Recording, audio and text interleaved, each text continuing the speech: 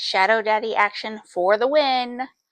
I am reviewing part one of Brimstone by Callie Hart, and we are still following Saris and Kingfisher. Kingfisher, I am team Kingfisher now. I am all about him now. He is awesome. So if you haven't read these books, then you need to, because you're gonna love it.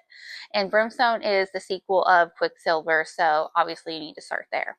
I'm pretty sure this is dual. Okay, Brimstone is dual point of view, whereas I'm 95% sure that Quicksilver was just Sarah's point of view. So this is a little something different. I like that part. The first half of this book,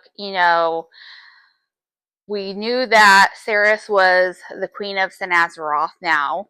She is prepping to be coronated, and while that's happening, there was a super cute but not very important moment in the beginning of the book that I just want to mention because I like it, is Kingfisher and Carrion went on this horse and went through the whole horde of vampires to go save this little white fox who had ran through this mountain range.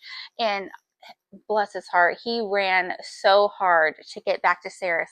He left his safety to find her again. And I just thought that was so precious, and that was adorable to me. Anyways, so Saris is now Taladius's child because he is her maker, because he made her into a vampire. So there's a whole new relationship with them.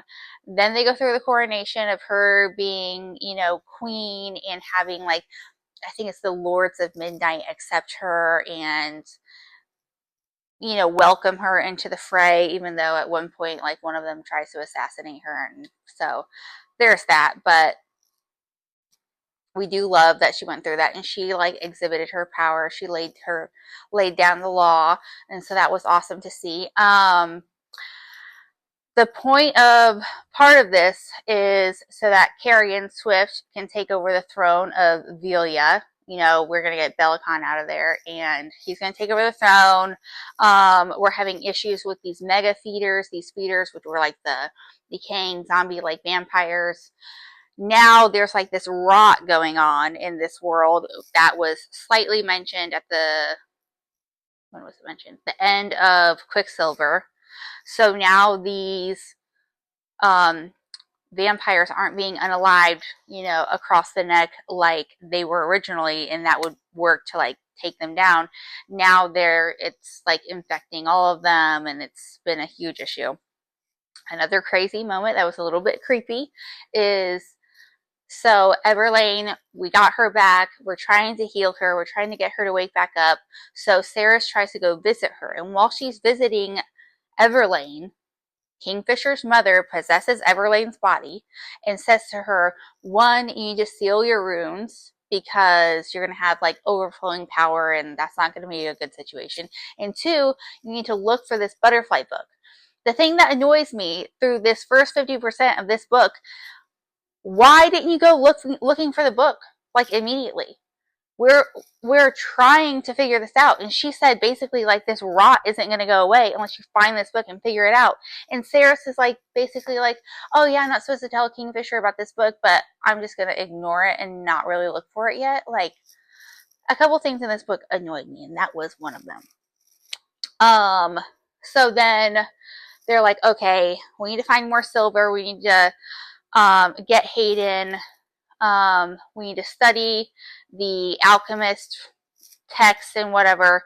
So Carrion and Kingfisher go to Zilverin to get Hayden, get silver, and see if they can figure out if the rot-infested zombie vampires are coming from Zilverin. And Saris is looking more into Amontreath, the vampire city, and she kind of explores a little bit with Lorith, and they have a little bit of a adventure through the town. It's definitely different, and you'll find that as you read it. So part of the process of this, her being the queen and going through the coronation, Taladius has said, hey, I know you're like my vampire child and I'm your maker. And normally most vampires want to keep that relationship tight. They want to like have like a little bit of control. But Taladius is like, hey, can I actually disavow you? Because I don't want to have this control over you. It's like too personal. I can feel what you're feeling. You can feel what I'm feeling. And I just kind of want to live my own separate life. So she is only like the second person that he has turned. He's an anomaly in the vampire world. So she goes to the library in Amontrieth, or in the castle thing that she's uh, working in.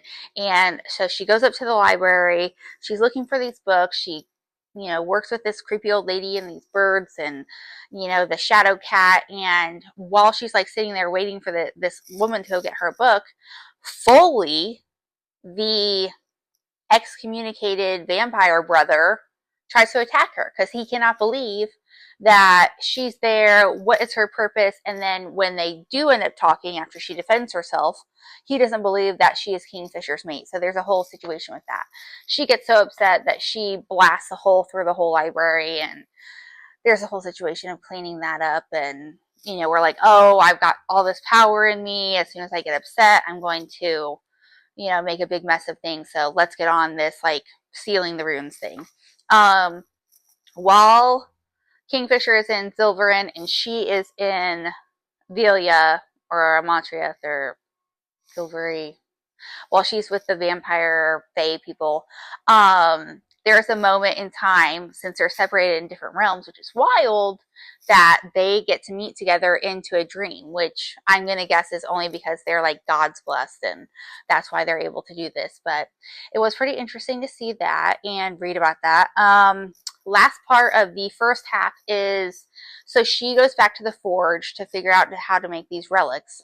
While she's there, Hazrax, this humanoid, all-powerful humanoid person, like a god or something, comes into the room. He's never left like the Hall of Tears, I think that's what it's called. It's all silent, like he's supposed to be the keeper of silence or something. And so he's like, hey, I'm sticking around here. You're not going to tell me to go or there will be dire consequences. We don't know what they are. But in exchange for me staying here every year, you get a favor from me. So we will figure out if anything develops from that or if Callie Hart waits until the next book. So I am interested to see how that goes. I want to know more about this Hazrax. That is the end of the first half, and so I will be reading the second half soon. That way I can get another review out to you guys and you can watch it. And if you've already read this book, let me know your thoughts on, just everything that's been going on in this book. It's really good. 5 for 5 so far. There are a couple of like annoying unanswered questions, but it's a book, and so I'm not going to be like too picky about it. But I will be back, and thank you for watching. Like and subscribe if you get the opportunity.